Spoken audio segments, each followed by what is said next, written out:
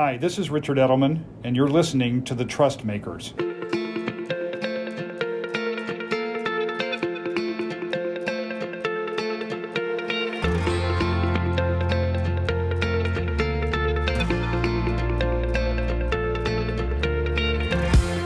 Hi, I'm Kirsty, Edelman's Global President of Practices and Sectors and Global Health Chair. Thank you for joining Trust Makers. I think you'll really enjoy this conversation. Our guest today is Sally Susman. She's Pfizer's Chief Corporate Affairs Officer and the Vice Chair of the Pfizer Foundation. Sally was named one of Forbes' most influential CMOs in the world last year and is now just weeks away from releasing her first book, Breaking Through, Communicating to Open Minds, Move Hearts, and Change the World. Sally, I'm thrilled to talk to you today. I had the privilege of being part of your team at Pfizer for 10 years, and I have profound respect for your skills and feel lucky to call you a friend and a mentor. So welcome. Thank you so much, Kirsty.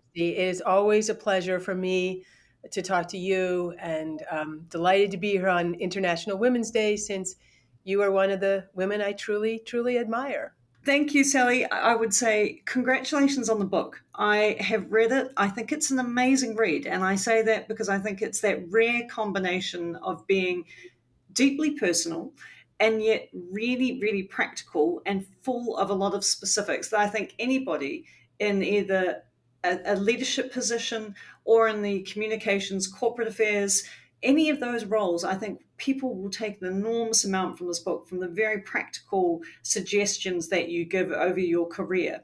So can I start by saying, there's a lot in the book around what you learned in the intensity of what Pfizer was going through during the pandemic, but you also reflect on, your whole career in corporate affairs and comms. And it made me wonder if you think the business of communications changed at all in the pandemic, what we've come through in the last 3 years. Has that changed the course of communications? It's a great question, and it's a good time, Kirsty, to ask the question because we're really on the 3-year anniversary of the pandemic, and thanks to some excellent polling data that you conducted for us, we know that most of the world is really wanting to move on from COVID and not think about it. I feel it's really important that we reflect on the COVID experience, what we learned, what went well, some of the pain and anguish that remained, some of the very difficult and sad things that happened cannot be brushed over. As it relates to my book, and thank you for your kind words about the book, it means a lot to me. I wrote it for people like us, people in our profession and leaders generally who just want to connect and know the importance of that line that runs tightly between great leaders and great communicators. So that's who the book is for. And just a word of background to say that I always have thought of myself as a writer, and I always wanted to write a book. And I have kept notes and I've published smaller pieces. But it really wasn't until I was working at Pfizer, on the front lines of rolling out a new vaccine using technology that had never been tested before, that all of my thoughts crystallized. I also had the clarity, thanks to the pandemic, to write the book at the same time. So it's not a book about the pandemic. It opens and closes with 2 stories from my experiences in the pandemic. And then, as you say, it carries through my life in other companies, in government.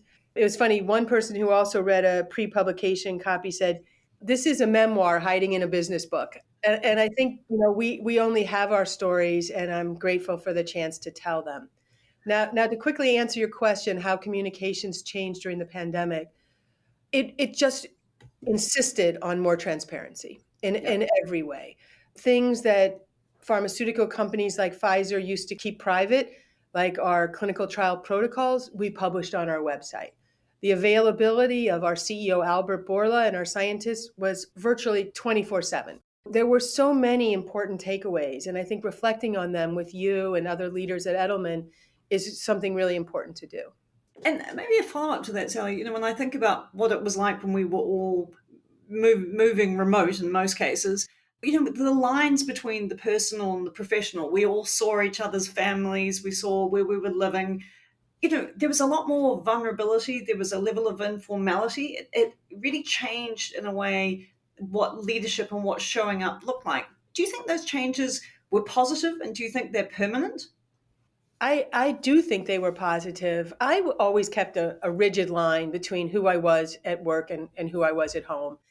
And I wasn't a big fan of, casual dress or work from home Friday. And I was proven wrong on so many things. I mean, the world was incredibly productive working remotely, and there was a lot to be gained from it. And I feel like, as you're describing on the video calls and stuff, I got to see people's kids, their dogs and cats, the art they have on their wall at home. And I found it very humanizing and helped to make more three-dimensional. That being said, I still think it's tremendously important that we come together in the workspace as teams. And here at Pfizer now, I'm spending 3 days a week in the office, and I'm really liking it. I'm liking being back together with people, teaching, apprenticeship, problem solving together. These are things that are really important to me. Yeah, yeah. And, I was thinking about what has happened to the communications of science as well. Part of a discussion in Davos where a participant said, what has happened is that we have to be able to connect science in a way that's much more personal, that is much more emotional. If you think about that, we had a pandemic and also an infodemic. We're living in really polarized times. You make a lot of really great examples in the book about how you changed the approach of comms in the pandemic and given what Pfizer was going through. Can you say a little bit about how you did make those connections more immediate and more emotional to people as you explained the science? So, science, which used to be sort of a remote, esoteric discussion during the pandemic, became everybody's dinner conversation. Did you test today? Is so and so positive? What do you think about wearing a mask? And I think that's a change that is actually for the good. It had a lot of positive outcomes. For example, we were able to field our clinical trial for our COVID vaccines so quickly because everybody was engaged in it. It wasn't, like a rare disease that affects only a few people.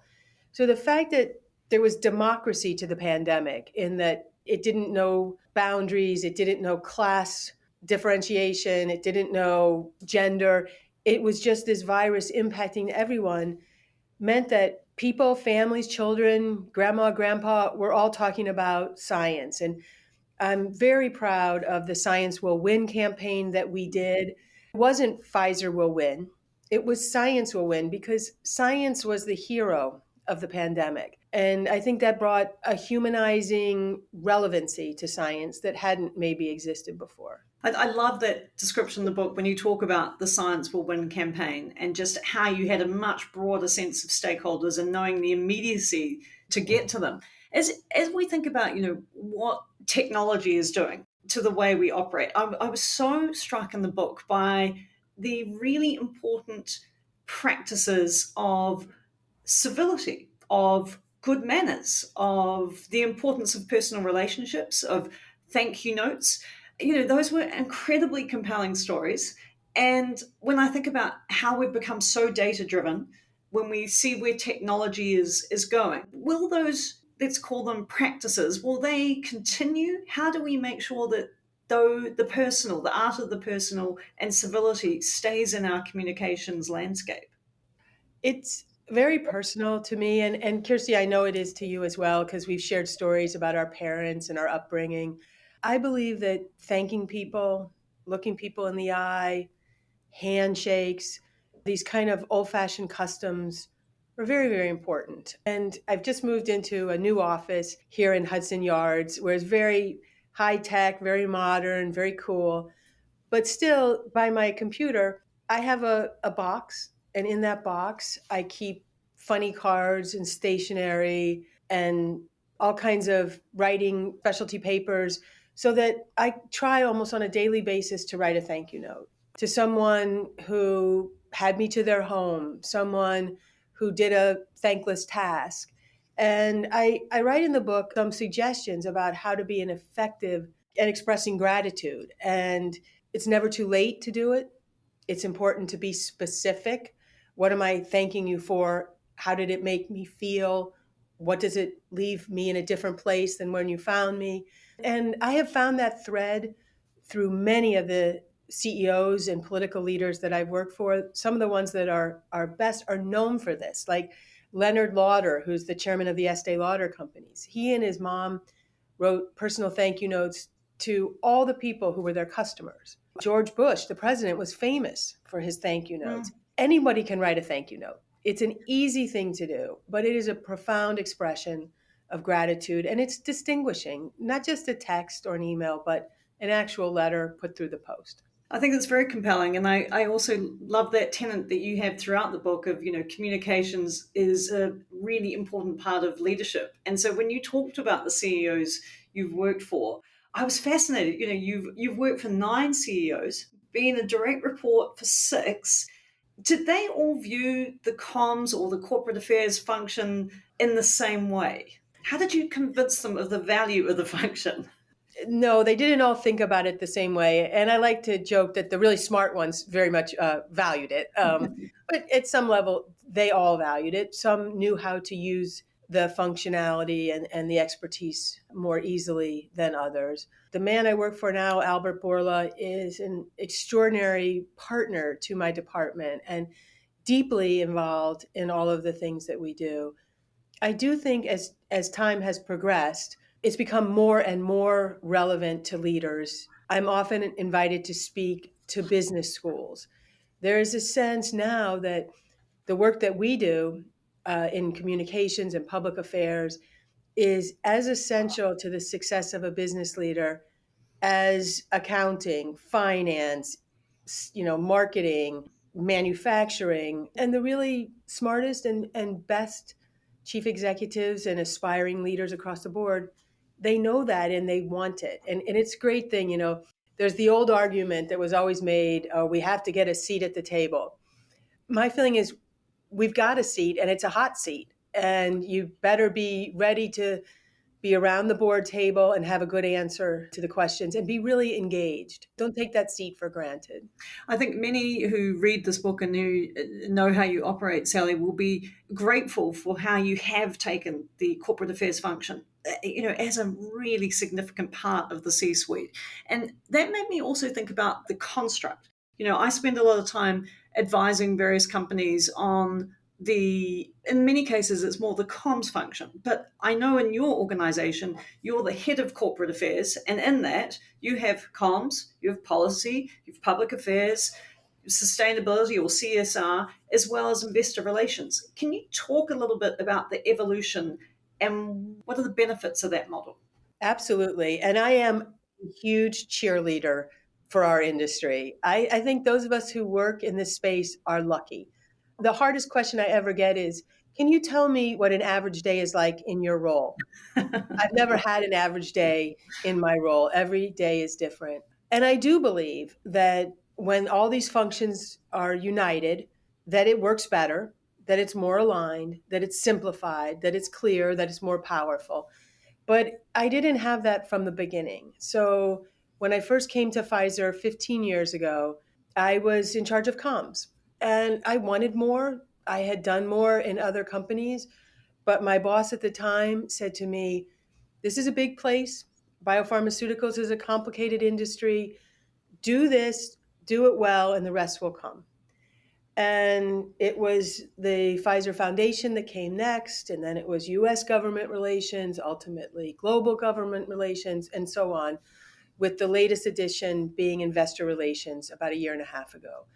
And that was a big lesson for me, Kirsty, to really learn to walk before you run. I can be impatient. I know lots of other people can be impatient, and you're not doing yourselves any favor if you get too far ahead of yourself. And it's important to be successful at what you're doing and to feel in command of what you're doing. And so if that portfolio comes together over time, that's a good thing. In the book, there's some wonderfully funny moments as well, and you have this great description of a trip to China early on in your career, and And I think we've all been there when you have this desire to, you're jet lagged, you want to stay, maybe I should just have room service, go to bed. But no, you were taken out to see local things, to go and engage. I'm curious when I think about, how often you talk about the classroom of daily life and how important some of the things you learned from your parents. You and I have talked about the experiences we had of the value of travel and what that has meant. But it made me also wonder what traits you look for when you're hiring for people into your department, for comms, for policy, for public affairs. What are you looking for? The story that you mentioned, though, I just have to take a moment to say that um, I was fortunate enough when I was new in my role at the Estee Lauder companies to travel with the then vice chairman, Jeanette Sarkassian Wagner, who is a woman that ultimately became my mentor over time. And yes, we were in China. I was dying for room service and a soak in the tub. And she says, we're going out. And we went out and we met her friend. And I learned a lot about his life and his business and saw this local dining experience in Beijing. And she said to me, dear, jet lag is boring. And that whenever you go anywhere, you need to get out and see something very real. So that has been a rule of mine and something I've done with my team. And sometimes I think people think it's kooky that I'm dragging them around on hikes or to presidential libraries and things like that. But it speaks to being curious. In my book, I have 10 principles. So it's fairly simple, but I think they're powerful. And one of them is the importance of remaining curious, to be a question asker, to seek out new horizons, to challenge oneself, to do things that are hard to do. So I'm a big proponent of curiosity, and I certainly look for that in people I hire. Be warned, I really like to hire people from agencies. I think the agency experience is a great experience. A lot of times, we have the pleasure and the great joy of working with firms like Edelman and others where I meet a lot of really talented people. And I like hiring people that I have some experience of. Hiring is kind of like dating and marriage. It's nice to get to know someone before you sign on the dotted line to marry them. And I feel that way about hiring people. You don't want to just take this big leap of faith, but really have an opportunity to get to know people by working together. At the end of the book, you also reflect on the importance of harmony. It struck me when I was thinking about the findings in our trust barometer and how incredibly polarized the world is globally at the moment. There's some shocking statistic in our last report about how people feel if they disagree with someone, are they willing to help them? That's 30%. Are they willing to live near them? 20%. These numbers are surprising and worrying.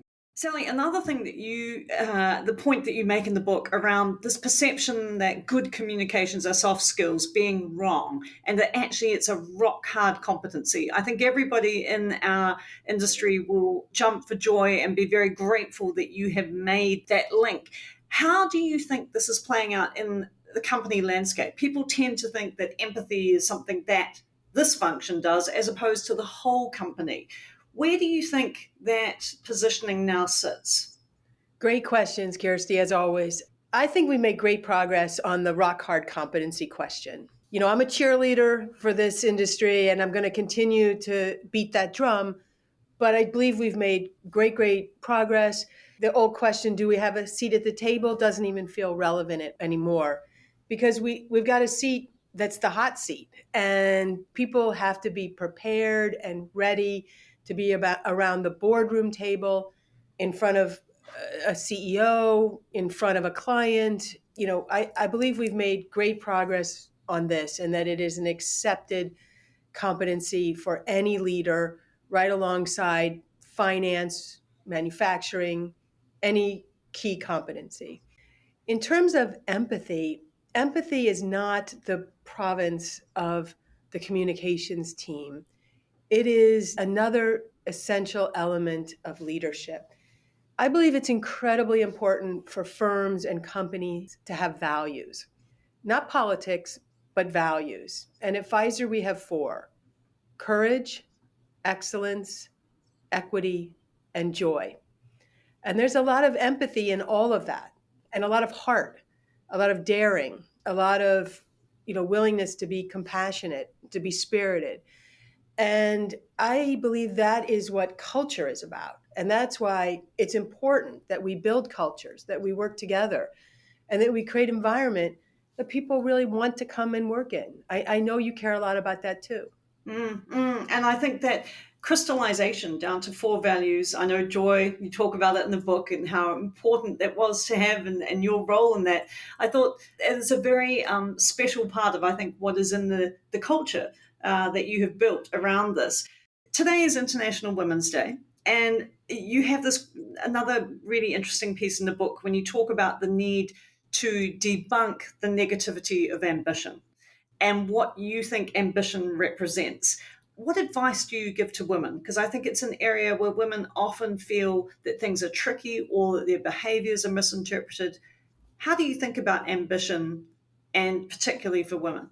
I was actually thinking about it just today because Ariana Huffington has a wonderful blog newsletter called Thrive. And she sent a question out to all of her followers where she asked about who was the woman that inspired you. And she said, it could be a teacher, it could be a boss, it could be your mom, or it could be anybody. And I really stopped and thought about how much I value learning from female peers and colleagues. I'm very fortunate to sit on an executive committee with 4 women, and they are each strong, and I learn a lot from them. In particular, today I was admiring Angela Wong, who is, Pfizer's chief commercial officer, and a very strong, compassionate woman who likes to work hard and is joyful in the way she does it. And I'm really been thinking a lot for women about ideas of peer mentoring.